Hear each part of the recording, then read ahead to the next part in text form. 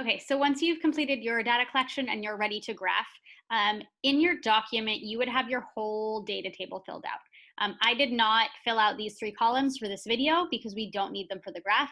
Yours should be filled out in the assignment you're turning in. The graph that they ask us to make is starting number of links in hair on one graph for each generation.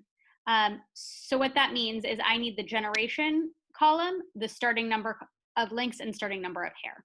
If I highlight all 3 of these columns, including the headers at the top, then I'll be able to just copy and paste it right into a Google Sheet. So I'm not going to use keyboard shortcuts just in case you have different keyboard shortcuts, but I'm going to go ahead and copy and go into a spreadsheet that I've opened that you'll want to name something so you can find it later. Click in the first cell and then you will paste. Now when I pasted, it gave me a blank row here, so I'm going to go ahead and just delete that row. But now all of my data is already in this sheet. And if I just highlight it all, again, including the headers, I will be able to insert a chart. Google Sheets is pretty smart and will do a lot of the work for you. You do want to use a line chart. So if it didn't default to a line chart, you'll want to do that.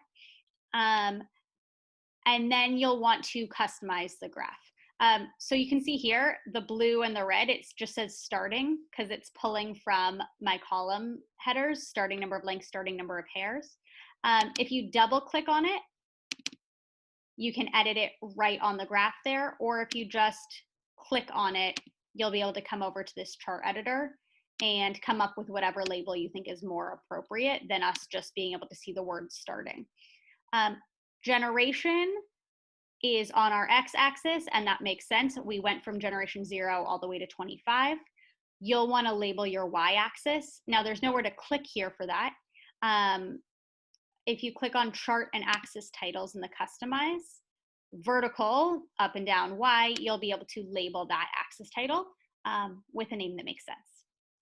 Also, you'll want to double click on this or single click on it and edit it in the chart editor to give us a name of the graph that makes sense. Then rather than just screenshotting this, once your graph is done and complete, click on these 3 dots and copy the chart. And then you can go replace this icon with it. So I'm going to click on that icon and delete and then paste. The reason I do it that way is it gives me this option to link to the spreadsheet. So let's say I realized that I made a mistake, I wanted to go back and fix it. I can go and change something in my graph. So I just changed it from saying starting to saying links. When I go back to this document then and I hover over the graph, it gives me the option to update. You'll see once I click update, where it says starting will change to links like I did in the graph. And that way you're just not taking 100 screenshots if you make a mistake here or there. That's it.